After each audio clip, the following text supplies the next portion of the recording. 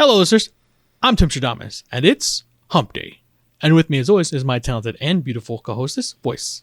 Good morning, Timstradamus, and welcome all listeners to Wednesday, the day where we can finally start saying it's almost the weekend without sounding crazy. Start saying that on Monday and Tuesday. Yeah. Voyse and I enjoy reading and talking about stories from the internet that are interesting, funny, and dramatic. Because of our love of stories, we've come together and created this channel to share with you those experiences. And hopefully give us some food for that. Well, why don't we jump right into the stories while enjoying my morning gababoo. What did you concoct today? I made some oolong tea with orange peel, and then I added some dried mango, coconut, and pineapple. Oh boy, that is interesting. I like it. You like it? Yeah, it's very different. There's a lot of flavor in that. Right? Ooh. I was hoping it would be like that tropical punch kick. Yeah, definitely. I think I'm tasting the oolong higher than everything else, but there's so many different tastes in there. So what would you rate it? It's a 4 out of 5. All right. Well, for any listeners wanting to follow along, all story links are in the description below. For our first story, am I the a-hole for refusing to cook my wife anymore after she ate 3 of my meal prepped meals? In my household, my wife doesn't cook. She sucks at it, and it's just easier on our taste buds if I cook for us. Earlier this year, we both decided that it was time for us to get back in shape. I decided to research some macro/calorie-friendly cooking recipes and got big in the meal prepping. My wife stuck with it for a few weeks, but ultimately decided to quit. Luckily, this wasn't too much of an issue for me. She's a nurse and frequently works much later than I do, as my typical workday is from 6 a.m. to 2 p.m. So I would make my meal prepped meals for the week on my off day, and then I would make dinner like I did prior. When I meal prep, I make 6 days worth of 3 meals, breakfast, lunch, and dinner, and just swap around the lunch and dinner.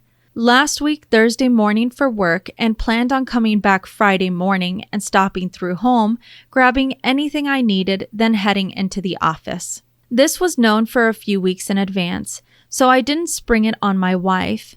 I figured that she would be able to make sure she and our kid got dinner that night and breakfast that next morning. The next morning, I'm running late and drive through home looking for my last breakfast and lunch for the week, and they're gone. I don't have time to ask my wife, nor do I want to wake her up early before her shift, so I just go. I end up skipping breakfast and lunch. I get off of work and I'm starving and decide I'm just going to eat dinner early, and then I look for my dinner for that night. It's not there. This is what set me off. When my wife gets home, I ask her what's up, and she admits to eating the meals. I tell her that I had portioned out food for an entire day, and she ate all of it in a single night. She said it was my fault as I didn't make anything for her and our kid to eat, and I just left the meal prep things, so they had to eat those. We got into an argument, and she told me I was being selfish. So now I decided that if I'm selfish for expecting her to feed herself for one night, I would just not cook anymore, as I'm doing a lot of work for a selfish person. For the past week, I made my meal prepped meals and store them at work and let her figure out what she wants to do for dinner by herself. Of course, I still cook for our kid, but only one portion small enough for him to eat by himself. I told her I would keep this up and that she should learn to cook for herself if she's not happy about it. She told me that she's too tired when she comes home from work to cook, and that I'm being incredibly petty. I think I'm justified, and I'm pushing her to learn a life skill that she should have by now. Am I the a-hole? What a spicy meatball to start Wednesday off with. So, let's see if I understand all the facts. Opie has a wife who is a nurse, and I think he says they have 1 kid. Correct. Now, Opie tells us, I'm assuming probably at the beginning of the year, it was time to get back in shape. So they started cooking for themselves, eating healthier, and he got into the meal prep game. Very smart, especially when you're trying to eat healthy and save a little bit of money. And I think he says his wife gets along with it at the beginning, and then she quits several months back. But he continues. And I guess, is he meal prepping for just himself? Breakfast, lunch, and dinners throughout the week? Because he says he does it for like 6 days in advance. Correct. So it sounds like he meals prep for himself, breakfast, lunch, and dinner. Okay. But on the days where he's at home, he'll make dinner for everyone. Okay. Does he say how many times a week he does that? I guess it really didn't matter because it does sound like at least he's trying to hold up on that end. Correct. It sounded like this was one of those off days where he wouldn't be able to cook dinner, and he kind of expected his wife to just be able to cook the dinner for her and their kid, then the breakfast the next day. Even though he says that his wife is a terrible cook, I cannot tell you how much I hate when people say those things. Cooking is a skill you can get better at. Now, there are certain things in life where, all right, I'm just bad at, but I hate when people sit there and lay down on something and just go, well, I'm bad at it, so I'm never going to do it. You know how you get better at things? Practice. Yep. There is never an excuse to have one partner in a relationship be the sole anything, especially when you're talking about cooking. Yes, some people may loathe doing it, but I hate when people are proud of the fact that they don't know how to cook or are unwilling to. Incompetence. In this case, weaponized incompetence is what ROP's wife is doing. There's never an excuse for that, especially in a household where you have a kid. You can get better at cooking. You can help. I understand that she's a nurse, and we have several family members that are in and have been in the medical field. We understand that grind, but they still make time to cook and do things for their partner and their families. So it's not an excuse. So it sounds like she ate quite a bit. That's 2 meals that he had for 2 days, and she ate it in one sitting. I'm guessing because she didn't want to cook, and maybe I can understand. Maybe it was a rough day and she needed to go to sleep early because everyone's shifts are different. But that still doesn't give you an excuse as to why you couldn't have gotten up afterwards, or however your day went, you couldn't have gone ahead and replaced what you ate, right? Because I think that's how most people function. As long as things get replaced, I don't mind that someone ate something that was mine. OP, I definitely don't believe that you are the a-hole. It's funny, though, the extent he's going, where he's saying that, okay, I'm still cooking for our kid, but as far as the meal preps, he's actually storing them at work away from his home. Yes. Could you imagine being forced into that type of corner where you believe it's more safer to put things in a public shared refrigerator than it is at your home? Yeah, I don't believe you are the a-hole. You all need to work on your communication skills. And your wife definitely, I can agree, needs to start learning how to cook, because again, it's not a skill that you just go, I'm bad at it, and that's just forever how it's going to be. You owe it to you and your family, for both of you, to share that load equally. Well, the consensus is not the a-hole. In fact, there was one commenter that said, is it petty? 100%. Is it deserved petty? 100%. To be called selfish because you expect her to figure something out for one night is ridiculous and insulting. Not the a-hole. In fact, he actually went ahead and said, she's an adult who has a car and we have a bank account. I figured for that night, they probably would just go get a Happy Meal and a Big Mac. The fact that the food that I made was taken, and then on top of that to be called selfish because the stuff that I had planned out, I was asking what's up, just rubbed him the wrong way. Sure. I can understand that. There are actually some commenters that went and said they probably have cookbooks at home. It's not that she can't cook, but doesn't want to cook. So a lot of people were calling that out. It just sounds like when you don't have a passion for something, it just might not be high on your priority list. And now that he's taken his skills out of this mix, now there's a real problem here. Yeah, like I said, that's not something that you should be hoisting on one partner. It's a partnership. You guys need to be holding it up together. I definitely agree. I think some people think that one side is really good at something. It should always be that one thing on that person. I hate that. I feel like that puts unprecedented stress on the relationship, because if for whatever reason you can't hold up that end of the bargain, so to speak. It's a scapegoat. It's like, well, okay, she knows how to fold laundry better, so obviously I'm going to let her do the laundry. No, you can both learn how to fold the laundry where it's acceptable to each of you. You can get the work done. I hate that type of lingo that gets spread around with people. I definitely agree with that. Well, let's go ahead and I guess close this mini fridge at work so that we can go to our next story. Am I the a-hole for not waking up my boyfriend for work in time, even though I could? My 29 female boyfriend, 35 male, has been living with me since he landed his first engineering job 2 months ago. I have been the one to wake him up several times when I noticed he's sleeping in. He has his first alarm set at 7, then one at 7:10. He has to leave at 7:45 max if he wants to get to his workplace by 8 a.m. I work from home. I'm a freelancer, so I have no need to wake up that early. On the times I realized he hasn't moved from bed and it's past 7:30, he would get really mad when I woke him up, yelling, "Why didn't you wake me up sooner?" Today, I woke up at 7 a.m. by his alarm clock as we sleep together. He woke up, turned it off, and went back to sleep like he usually does until the 7:10 alarm. Then he turned off the 7:10 alarm and went back to sleep again. I wasn't really paying attention to the time, but I was using my phone as some clients were texting me already. I kept looking at my boyfriend from time to time, and he would open his eyes at me, smile and nod, and then close his eyes again. Here's where I might be the a-hole. I checked the time, and it was already 7:37. I look at him calmly, he smiles, and I ask, "Do you know what time it is?" To which he answered, "Probably 7:25 or so." Then he took his phone and saw it was 7:37 and rushed off to the bathroom, slamming the door. As he was putting his clothes on, he was arguing, "It's an a-hole move of yours to not tell me the time earlier. Because of that, I'm going to be late and will leave without even brushing my teeth." I told him that I didn't mean to make him pissed off, but that being on time for his work isn't my responsibility.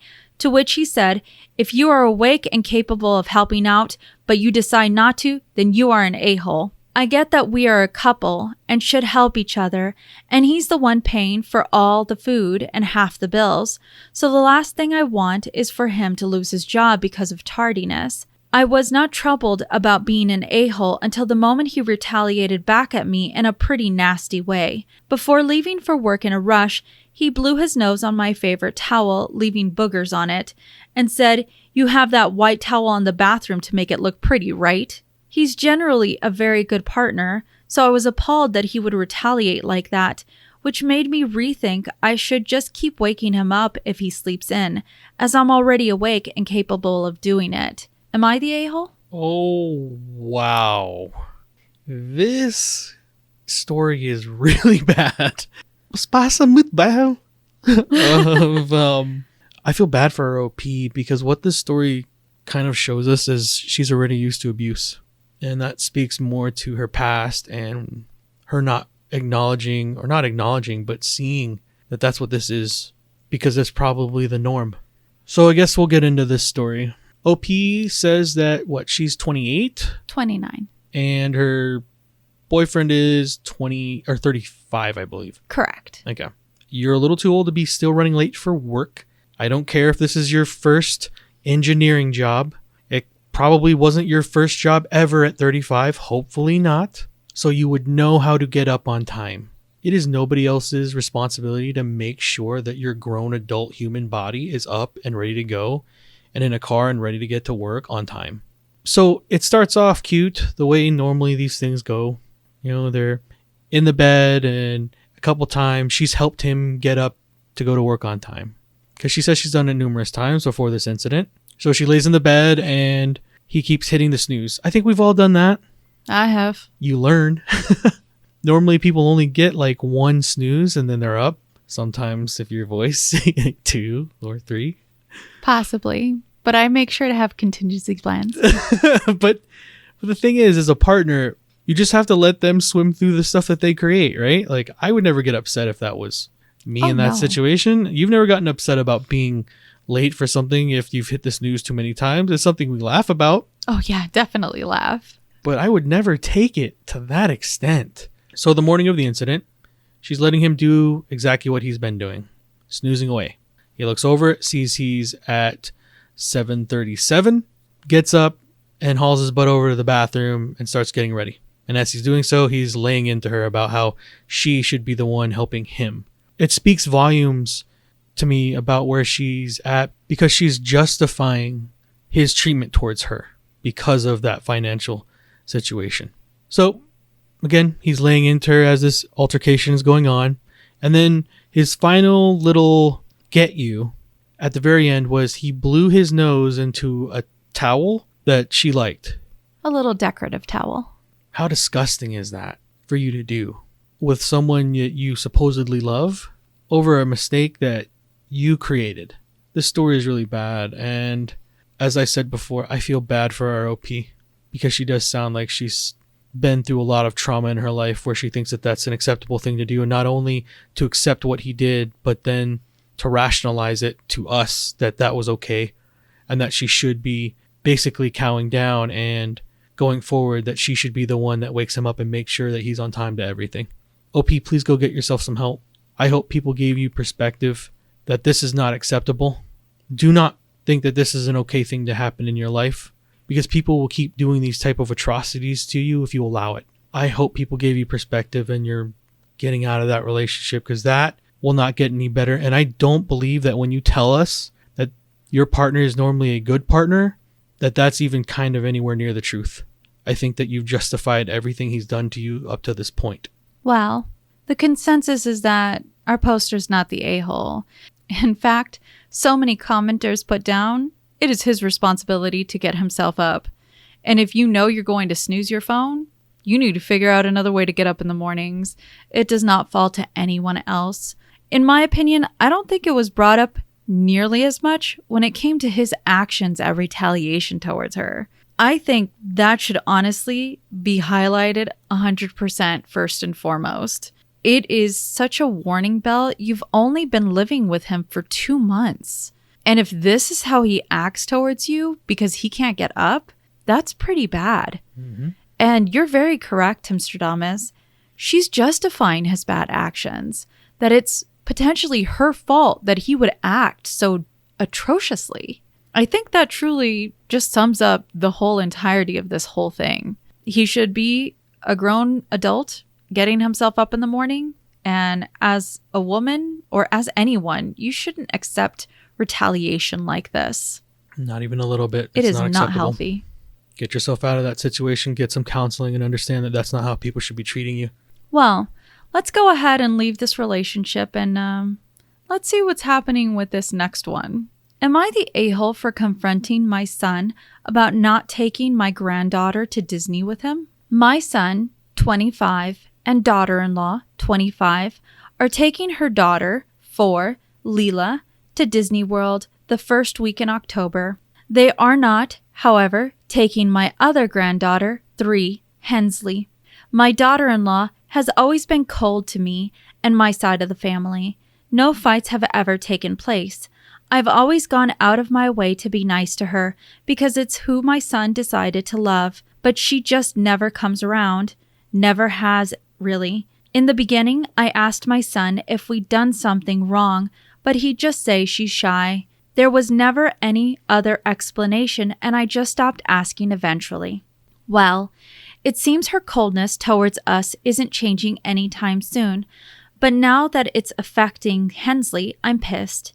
There's really no reason that she needs to exclude her from this trip or any trips. They aren't hurting for money to take her. She's a nurse, and he has a good paying job too. And daughter-in-law's side of the family is going, mom and sisters, and splitting the expenses of the trip, which only means that they have even more money to spare to buy little Hensley park tickets. I tried to be more understanding when Hensley was a baby and hard to travel with. They go on an annual beach trip each summer and have never once offered to bring her. But now she's getting older, and hearing Leela talk about all these fun things and not understanding why she can't also go to Disney World. I finally lost it on my son about my growing distaste for his wife and her treatment towards Hensley. I've bit my tongue for years, but it's not fair to her. I also told him that he's a sorry excuse for a man to let anyone exclude their own blood the way that they do. I'm at my wit's end, and I told him if things don't change with Hensley, I would be confronting his wife. He got mad and claims it's not their responsibility to take Hensley to these places, and that it's selfish because he knows Hensley can't go without them. I would love to take her to Disney or the beach myself, but I don't have any money to put towards a vacation right now, and neither does her mother, my daughter, and her dad doesn't help out at all. I don't understand how my son doesn't have more compassion for his niece, who is as sweet as can be. Am I the a-hole for feeling this way? Edited to add, I know my son and his wife don't actually owe Hensley anything, but she's their family. My son knows how much his sister and Hensley need him. Her father is in jail. He's the only true male role model in her life. He means so much to her, and she doesn't understand why / is so sad that she can't go to these places with him. We're thankful for all that he does for her, but it just is painful knowing they're excluding her from things she'll never get to do otherwise when it wouldn't be no burden on them to take her. Am I the a-hole? Well, let's go on a journey, because this one's interesting. Good pick. Thank you. So, let's see if I am understanding the story correctly. OP is grandma, so she has a son, and he's married, and they have a stepdaughter, which is 4. Correct, because the grandmother says it's her daughter-in-law's daughter. Okay. The son's wife has nothing to do with the family. It kind of sounds like she's not involved with them. She doesn't want to be. Now, initially, I guess they say it's because she's shy. And this is something that the grandmother, ROP, has been asking over and over again throughout, I guess, their relationship as to why she doesn't want to be around the family. Correct. At this point, she said she's given up on the whole thing and has just let it lie. I don't think there's ever any real details as to why she is that way towards them, but it is what it is. Just an interesting detail in the story. Now, ROP also has a daughter who happens to have a daughter herself. And unfortunately, that daughter's dad is in prison right now, I think, from the story. So he's not really involved. So ROP's son is basically become the pseudo male figure in the granddaughter's life. Correct. Sounds like that side of the family doesn't have a whole lot of income. Now, what I want to know is, when OP's son in the story is talking about these trips, is he doing it with the granddaughter around? So what it sounds like is happening is Leela, which is her son's stepdaughter, is talking about going to Disneyland and is talking about it with Hensley, who's 3, who's asking why she can't go, or maybe bringing it up that she wants to go. Do I think it's OP's son's responsibility to have to plan for another child that isn't theirs? I don't think so. Would it be a good thing for an uncle to do? Sure, but they also say that the son is already doing things for his sister and the granddaughter, correct? Correct. Okay. I wonder what those things are. Do they ever elaborate on what it is he's helping them with? She doesn't allude to it. Okay. But yeah, I'll say this. I think that the OP is definitely the a-hole, just because she's forcing that situation to be a lot harder than it needed to be. I mean, I get it from the grandmother's point of view, that trying to make everything and everyone go at the same time and do everything and be happy, but it's not on the onus of the brother to have to do that when that wasn't planned. Well, the consensus is that she is the a-hole. And one of the reasons for that, and I'm not sure if you also thought of this, Timstradamus, while I had been originally reading the story, I thought Hensley was actually her son's child. Yes. It made it seem as if he was neglecting his own child for his stepkid. Sure. Because of who he was married. It wasn't until the very end, when we find out it's not even his kid, it's his niece, that you could really see how the grandmother was trying to paint the picture against her son. Well, she said your blood. And I think that was very confusing, because normally when people talk and say your blood, that definitely means an immediate family member. Now, the same way as it rubbed me wrong the moment that I found out about that, it seemed to have rubbed a lot of commenters wrong. It made it seem as if she was trying to ploy until she decided to go ahead and release the proper information to everyone so that she could sort of clear the books. But maybe you'll have already made your verdict if you didn't read through the entire story. Now, our Redditors, I give them all credit. They read through all of it. They read between the lines. And in fact, there was some commenters that were saying, rather than saying that she's shy, it sounds like there's a high possibility that you're kind of overbearing and demanding. Got it. And in fact, just by you telling us this story shows those kind of qualities, because maybe they're trying to just stem it off with her being shy so that there's not any sort of upset or bad blood between families. But in this case, you're essentially demanding that they take a child that's not theirs, expenses covered by them because you think that they have better jobs and that they can afford it, when apparently that's not the case because they're splitting the costs with family to make it affordable for them. Sure. A lot of people sympathize that everybody involves and deals going with their struggles. And Hensley, she's just a little 3-year-old, but there needs to come a point where, yes, it's a little too young to explain the nuances to a 3-year-old regarding why it is they can and cannot go to Disney World. But, saying maybe at a later time we can go together. And maybe on the other front, her son needs to go ahead and teach Leela that maybe that's not something that you need to brag about right now. I can understand, though, from a 4-year-old just being super happy and hyped out. And I never got to go on trips like that when I was growing up. So I can only imagine for the kids that got to how excited. And I do understand, though, having to teach them that type of stuff. It just almost sounds like the grandmother ROP was trying to guilt people into doing something that they didn't want or necessarily plan to do. So I hope that ROP got some perspective on it and maybe learned a little bit more that she's being a little more heavy-handed than she needs to be. Well, it seems like this week we've been dealing with a lot of Disney drama, that's for sure.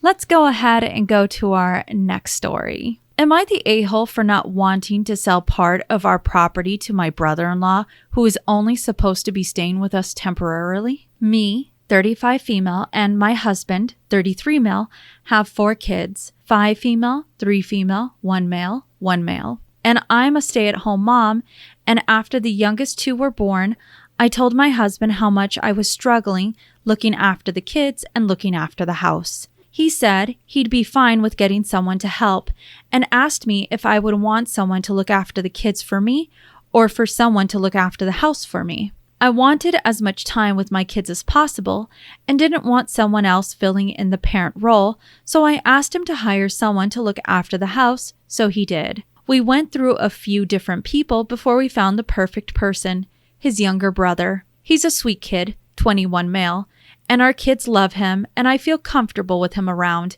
and we don't argue like some of the other maids and housekeepers we tried. When he first moved in, my husband gave him one of our guest rooms with an ensuite, and that seemed to be fine until now apparently. On our property, there is a lovely little cottage. It's about a 20-minute walk from the main house. I've always loved this little cottage and have dreamt of living there when we give the kids the house when they are older. Well, since he's been living/working here for a year, my husband thought it would be a good idea to sell him the small cottage and a little bit of land around it. His reasoning was that just a guest room wasn't really enough privacy and that we don't really use the cottage at all, and he just wanted to sell it to his brother. And by sell, he means sell for way less than it's worth. I immediately said no, that I don't want his brother to have the cottage. How unfair he just gets to give it away to someone, especially someone who was only supposed to live here temporarily. He told me that 4 years, how long we planned to have him around, wasn't temporary. It is. And that it was his property that he was given by his grandmother before he even met me. I told him that it's unfair for him to lord this over me and that I should get a say in what happens in our home. I then threatened to tell his family what he's doing. His family doesn't like his brother and would hate to know he was getting part of Grandma's house. He yelled at me and called me petty and spiteful. I'm not talking to him until he apologizes and agrees not to sell the cottage. He obviously thinks I'm the a-hole, and I don't think I am. He's making choices about our house without consulting me and ignoring my input and holding the fact that he owns our house over my head. So, am I the a-hole? This story is a whole lot of nope. Man. All right, so let's collect all the facts. OP is married and has 4 kids. They're all pretty young. She's in her 30s, her husband is in his 30s, and they have a brother, which would be her brother-in-law, who is 21. So life is getting pretty hectic around her. She said that she can't keep up with the house and the kids at the same time. Her husband meets her halfway. Says, look, pick either you get help on the house or you get help on the kids. They agreed, and then she said she wanted help on the house. So what's interesting in this part of the tale is she says that they ran through a couple housekeepers till they got settled on going with the brother-in-law. But she says, though, the reason why the brother-in-law is the one that they picked was because he didn't argue with her. I wonder if that says more about her and if she ever elaborated on what the arguments were about with the housekeepers. No, she never did. Okay. Because it sounds like she's had more than one altercation with several different people along this path. Now, don't get me wrong. You like the things and you pay for the things that you like done for you. I can understand that. Anyways, the brother, 21-year-old brother, moves in and he starts being the housekeeper. I'm not sure how much they pay him because I don't think she brings that up. They do not. But it's very interesting that a 21-year-old, I'm hoping that he's getting his education on the side and he's not just banking on this, because they did say it was a 4 or 5 year arrangement, I believe. 4 year. Okay. Which she says is temporary, but it's that's really not temporary. long-term. That's yeah. Temporary is like 6 months. Yeah. I don't know in what world 4 years is temporary, but in hers it is. So he's working for them. It's been over a year now that he's been their housekeeper. Apparently it's been going really well. The husband in this case understands that for the 21-year-old, having a guest bedroom in a house full of kids, probably not enough privacy. I can understand that, but his brother has been making it work up to this point, so that's great. Now on their property, the OP says 20 minutes down the road, there's a cottage, a little house there that he'd like to sell to his brother, not giving it away, selling it to his, at this point, 21-year-old brother. Yes, for apparently pretty cheap. I don't see why that's such a problem when you're talking about family. Now, she says it though in her rant at the end that the family doesn't like the brother. We don't know why that is, but I'm guessing maybe she filled us in on that. She actually did. Okay. I was able to find it. Okay. Let me go ahead and read to you what she put down in the comments section. Let's hear this. He was the product of my husband's dad's affair, which is why their grandmother left him nothing. Plus, he was like 10 when she passed. Then he came out as a teenage, which caused most of his family to disown him. So it's a family full of bigots, and the brother just loves him for who he is. Correct. Got it. And she's weaponizing that. Oh, God. Do they not see what they put on the internet? All right, so back to the story. Now that got filled in for us. So they have a back and forth because her husband wants to give his brother that house because he's just trying to be a good brother and help him out. Now, the wife, ROP, in the situation says, no, that's not happening on my watch because when we get old, I want to live in that house when we give the kids our the 4 children their current house. Yeah, that's such a long way down the road. I don't understand the pettiness there. It's like you told me you like the 20-year-old brother because he's helping you guys out. If we're really going to go down to brass details, I bet they're probably not paying what that position is worth just because, unfortunately, that's kind of how people take advantage of their family members. Indentured servitude. I've heard that story more than once now. And she sounds like the type of person that would do those type of things. Maybe that's me assuming too much, but I'll leave that one there. So they go back and forth, and she says that if he gives that house to his brother, sells the house to his brother, that she is going to tell the entire rest of the family what her husband has done. Because you already filled it in, they don't like his brother. Correct. For foul reasons. Bigots. Full of bigots. But it sounds like the husband in this story has a good heart. So good on him. Unfortunately, he married someone that is just as foul as the rest of the family if she's using and weaponizing that type of information to get what she wants. The other unfortunate part is you have 4 children that are under you learning. I hope you pull your head out of your ass for them and their sake because you're going to teach them those type of terrible values. You are 100% the a-hole in this situation. Well, it was overwhelmingly she's the a-hole. In fact, she's so much the a-hole that she took down the post. And it seems that she got her account shadow banned. So there were no other comments other than the one that I scrounged up from her regarding why it is that commenters were really upset. In my mind, I'm along your end. I cannot believe how entitled this poster thinks they are to, one, try and use her husband's family and the inner turmoil to get her way. The fact that they have 4 kids, I'm along with you, Timstradamus. I truly hope that he's able to open his eyes and see what's going on, because if he thinks that putting on horse blinders and looking straight ahead and not seeing what's happening around him means that he's absolved from the actions of others. That's not the case. Nope. All that he's doing is enabling it through ignorance, and that's not an excuse. Yeah, it's a pretty sad story. I hope she goes and gives herself some help, because that's going to bleed into everything else. I hope she read exactly what all these commenters said. Well, let's go on to our very last story of the day. Am I the a-hole for what I, 24 male, said to my sister, 27 female, about minding her business? Throwaway, because this is very personal and embarrassing for my sister. This happened a while ago, and I'm still getting shit for it. So I think I know your answer, but maybe some explanation will help. So around 6 months ago, my fiance, we were together for around 7 years, but we were friends before that, left me because she realized she never loved me and that I was holding her back. She was not interested in therapy, and I am not in the habit of begging someone to stay.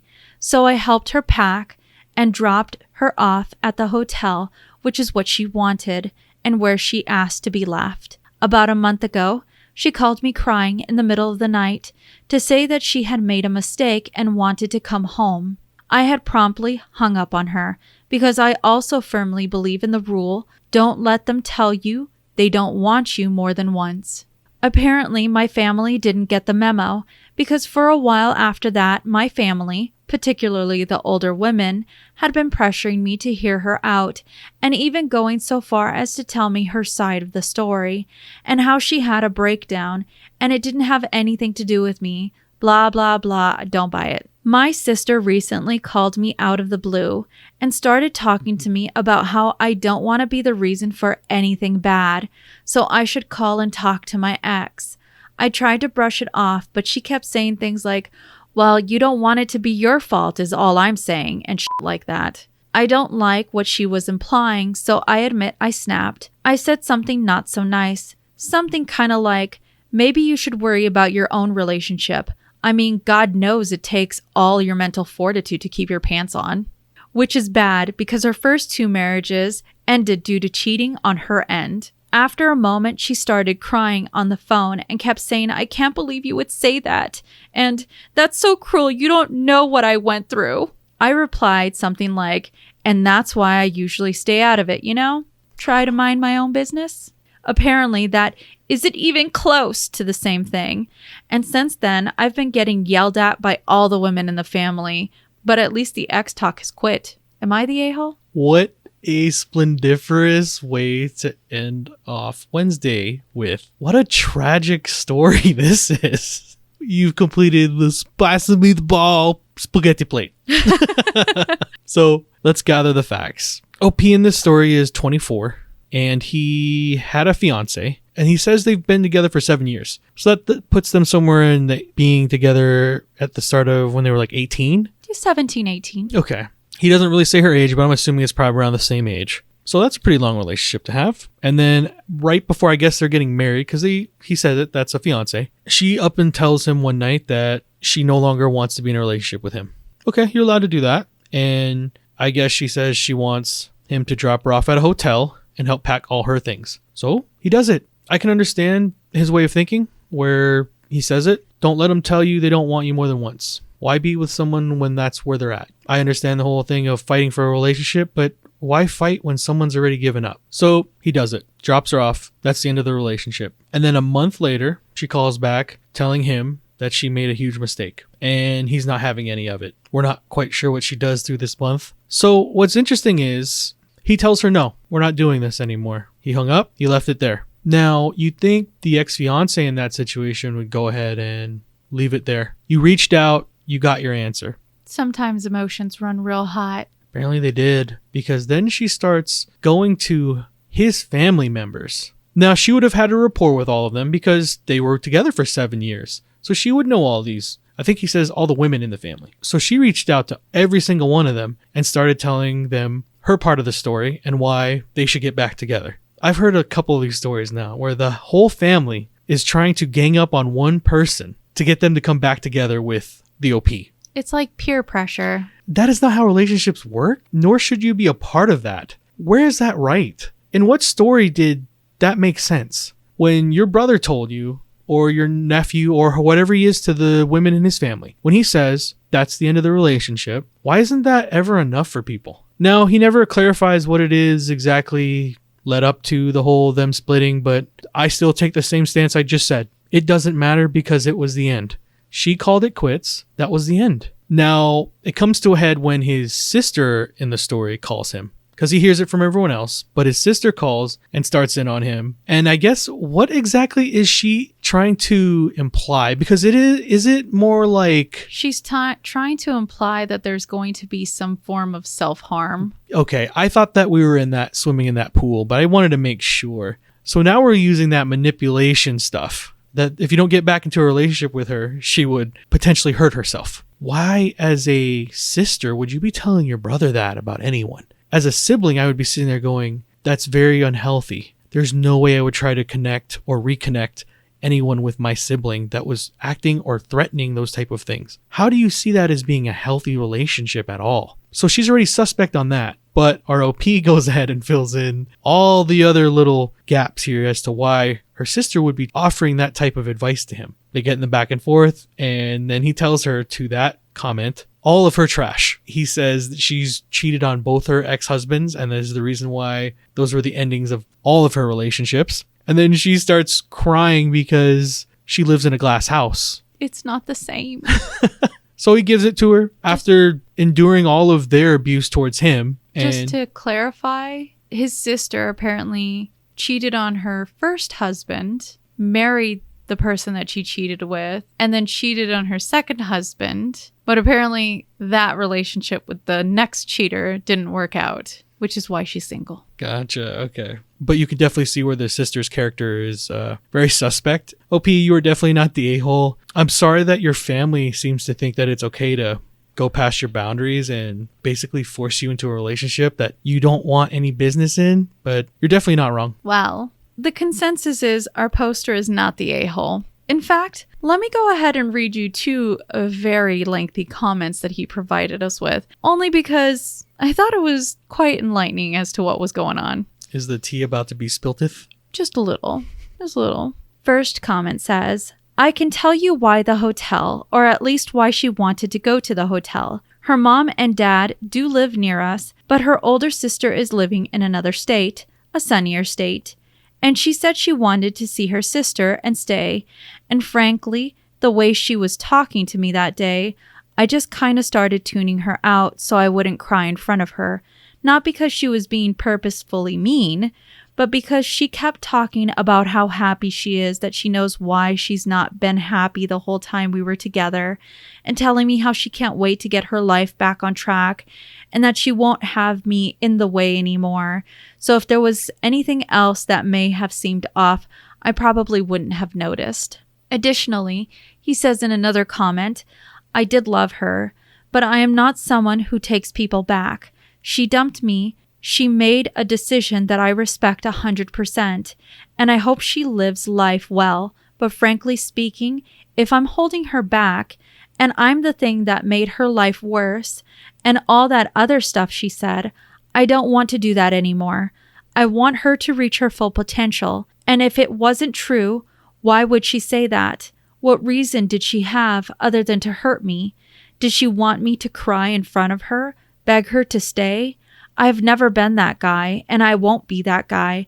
I want her to be happy, but not near me. I'm happy that he stood by his morals, and it sounds like he has great resolve. Don't be the type of person that grovels to someone. If they want to leave, let them go. I definitely agree with that. Sometimes I can understand the whole precedence in fighting for someone that you love. But if they're feeling in a way where they can discard you fully and almost celebrate you being gone to a different level, not in the heat of an argument, but where, from how he explained it, they sat down and she brought this on, and he, in my opinion, accepted it like a champ to be able to go ahead and take her to the hotel that she wanted. Apparently her father came by a couple days after that and took her stuff, all of her big things. He did it civilly. Yeah. the fact that he doesn't want to be used like that, he also put in the comment section that one of the reasons why he believes she was reaching back out to him is because he was comfortable. He doesn't want to be that. Okay, I get that now. He says there's something that once you say goodbye, it needs to be that goodbye, Sure. as rough as it is. How could you look at your partner ever again when you know they've spoken to you like that? I don't get why people take each other back that do that to each other. And you're right. There are a lot of people that are in relationships today that quantify it by just saying comfortable. You can be comfortable, but that can't be the basis of your relationship. There's a lot that do that. Timstradamus, yours and my relationship makes me feel safe, but safe in the right ways. Yeah. Safe in knowing that if I ever want to confide in you, I can confide in you. Sure. Safe to know that if I tell you my feelings when they're at their worst, that you will listen to me and provide me with amazing advice to help lift me back up. Those are things, and I think a lot of people need to understand it's not good to be comfortable in a relationship. Not like that. You want to be safe in your relationship, to know that that person is your safe haven, not to think that you're comfortable and that you're settling. Because the moment that you think you're settling, because that's where, to me, I hear comfort, right? Sure, I can agree with that. Of course, I'm comfortable when I sit next to you, but that's a physical thing. Feelings-wise, comfort is just a way of staying in a box, but never growing, never getting better, never exploring. You can explore and still be safe. I can put on a helmet, but you can't be comfortable and explore the world. That's very true. So I think in this case, as much as his family, probably one of the reasons why they were trying to convince is because they like this girl, but that's not his relationship. The moment that she was expressing herself like that, she no longer became a safe haven for him. The same way as he realized he was no longer a safe haven for her.